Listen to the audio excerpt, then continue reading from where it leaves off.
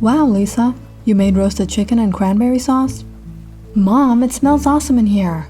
How much longer till dinner? Dibs on the marshmallows on the sweet potato pie. Just a while, kids. Oh, I almost forgot. I'll be right back from the garden. But Lisa, it's raining out. It's alright, I'm just gonna pick some cherry tomatoes. Your mom's not back? No. That's strange. Lisa, are you? Where is she?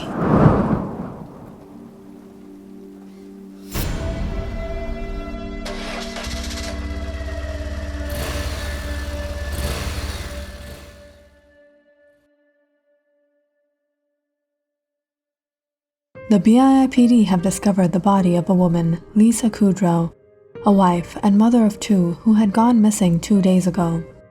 Her remains were suspiciously found in the backyard of her home in a horrible condition. But what is surprising the authorities are the forensic reports that state her body is at least 6 months old. However, family and neighboring folk claim to have seen the woman just 2 days prior.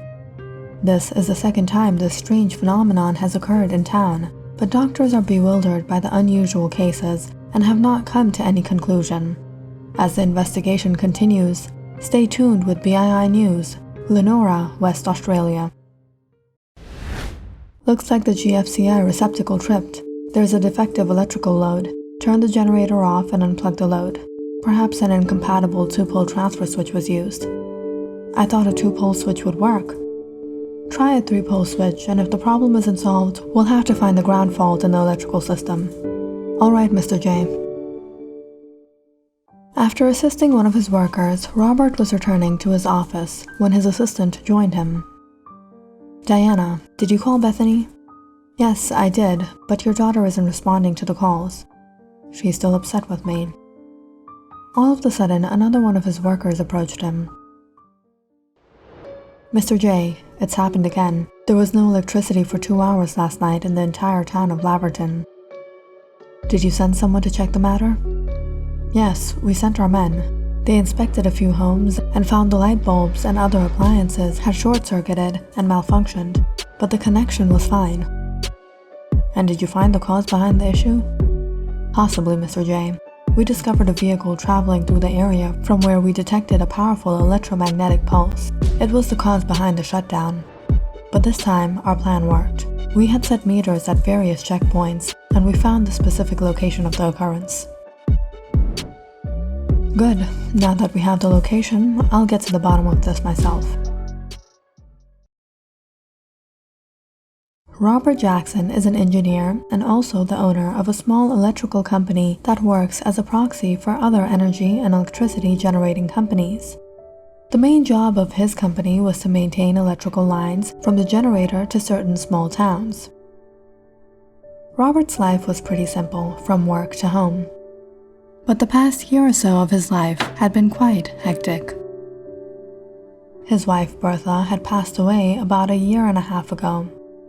Ever since, Robert had been trying to be a good single father, but much of his time went in taking care of the business. Unfortunately, his relationship with his daughter hadn't been so well. Robert tried numerous ways to get to talk to her, even asking his assistant to give it a try, but Bethany wasn't ready to speak to him. And to make things more difficult, Robert had been receiving many complaints from work too. For the last 3 days, every night after midnight, from 1 a.m. to 3 a.m., the town of Laverton had been experiencing service disruptions, which was resulting in a major business loss for him. Robert went to his office and sat down. It's a good thing the location has been found. We've been suffering loss ever since these complaints have come in. Something has to be done before this gets out of hand. I'm going to go to Laverton tomorrow night. You will go? Why don't you send the workers who set up the meters? No, I'll go alone and figure this. This is a matter of the company's reputation. How can you go alone and stay there in the middle of the night? I'll go with you. Are you sure? I was planning to stay till dawn.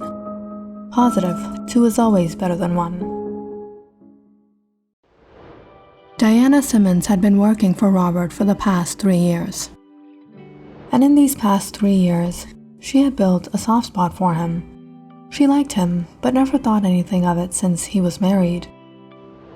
But ever since he became a widower, she wished for them to be together.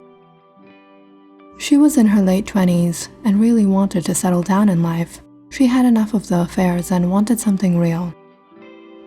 Robert was intelligent, he was decent, and from the years she had known him, he was a trustworthy guy. But Robert never gave her the attention she desired, and it was most likely because of his teenage daughter, Bethany. The young girl held a grudge against her father, being suspicious that he had cheated on her mother, and Bertha's demise didn't help resolve any misunderstandings. But Diana knew Robert was not that kind of man. If he was, in the past year, he would have progressed towards her.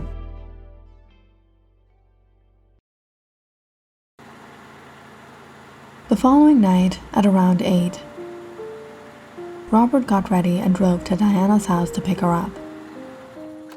When she opened the door, he was surprised to see she had a basket in her hand. She had her hair down and was wearing a dress, quite different from how she came to work every day. "What's this?" "I prepared some sandwiches and snacks for us." "Seems more like a date." "We'll be staying there all night. We'll need food." "All right, let's go." For the first time, Robert had given her some attention. Maybe this would be the start of something new?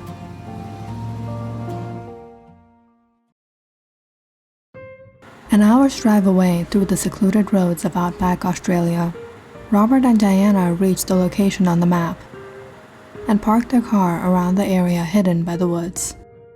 Robert wanted to catch the culprit red-handed. This is where the meter detected the electromagnetic pulse. Now we'll see who's behind this. Diana rolled down the windows and looked up at the skies. The weather was perfect out. If only this was really a date. It might start raining heavily soon. It's been cloudy all day.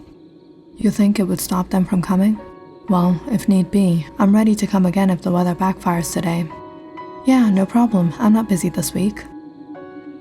The first few hours of the night went by quietly, in which Robert and Diana simply sat and stared out into the plain open terrains. Within a while, the rain suddenly began to pour in a drizzle. "Aren't you hungry?" "I'm hungry," Diana said, taking out the sandwiches from the basket. But Robert was too busy scanning the area. Diana chuckled. "Robert, we can take a break." Robert picked up one of the sandwiches and gave it a bite. "Wow, this is nice. I haven't had good food like this since Bertha passed away. You know, if you get married again, you can have sandwiches like this every day." Robert shook his head with a sigh. Bethany suspected I cheated on her mother when she was sick, and she can't accept that. How do you think she'll react if I marry someone else now? You really need to talk to her. There's no point of halting life because of a grudge or a misunderstanding.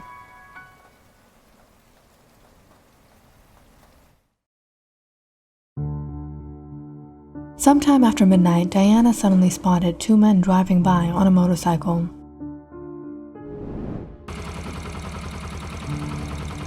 They were carrying some sort of cubicle machine and stopped by the electrical pole. "Robert, look over there." "What are these people doing? Are they planning to climb up? We need to get a closer look," Robert said, about to step out. "Wait, it's not safe for us to go like this. We should call the police." "Diana, maybe it's not what you think." Diana squinted and tried to get a better view. "These look like college kids." "Exactly. We're not here for trouble. We just need to scare them off." Robert took out a gun from the compartment and placed it in his pocket before he drove the car out onto the road, a distance away from the men. They suddenly froze and turned to look at them as Robert and Diana stepped out. But that's when the 2 men suddenly took out a remote from their pockets and anxiously began yelling at Diana. "Ma'am, stay away. Get away from him. Get away." Diana stood there confused. Why were they telling her to get away? All of a sudden, Robert took out the gun on her. "If you two make one movement, I'll blow her brains out." Robert, what are you doing? No, don't. We're putting it down. Robert, what are you doing? What is that remote? It's not a remote. In all the anxiety, Diana suddenly heard footsteps behind her. She saw a familiar-looking woman walk in front of them, with another one of those remotes in her hand. Her? Lisa Kudrow? Didn't we see her on the news? She was... In just seconds, Lisa pointed the remote at the two men and pressed the button.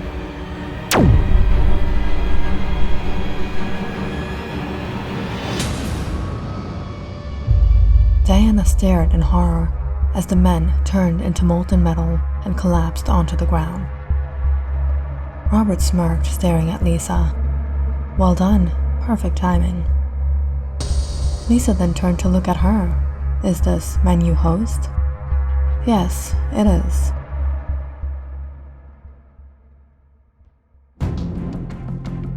Z-113 and Z-049 were two fugitives from planet Zarion. About 1.5 years ago, they along with 4 others came to planet Terra, hiding from the Galactic police. Once they arrived, their plan was to find a suitable identity based on their expertise. Their biological anatomy was based on a silicone and organic metal, which allowed them to manipulate their forms.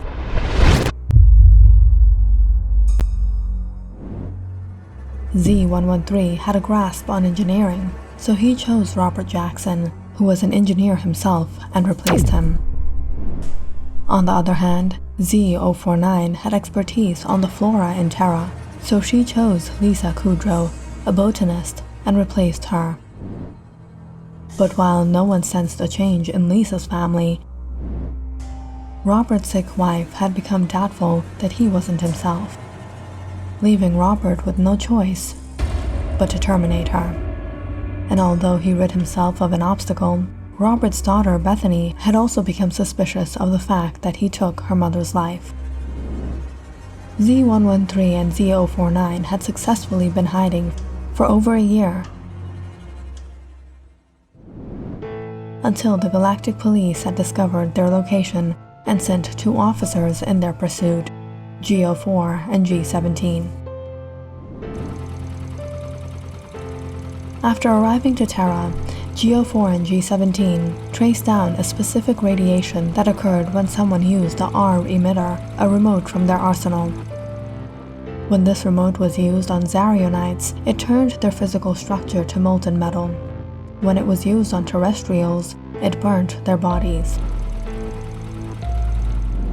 Following the radiation, G-04 and G-17 discovered the remains of terrestrial Lisa Kudrow, and immediately realized under which identity Z-049 was living under. They then went out to capture Z-049 at Kudrow's house, but that evening, she had escaped on the last moment.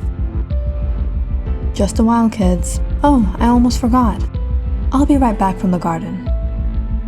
Lisa, are you? Where is she?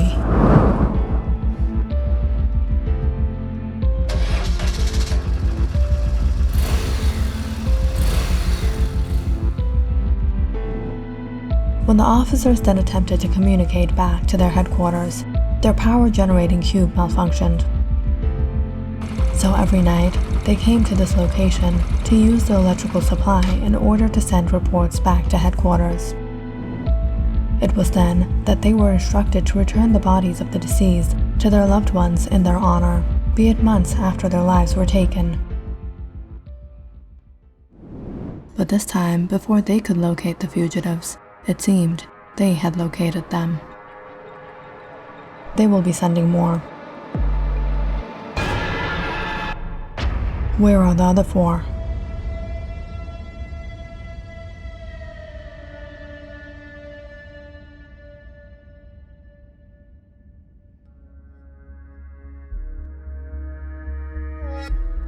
Click on the subscribe button and check out more awesome videos on our channel. And don't forget to press the bell icon because you know it's interesting.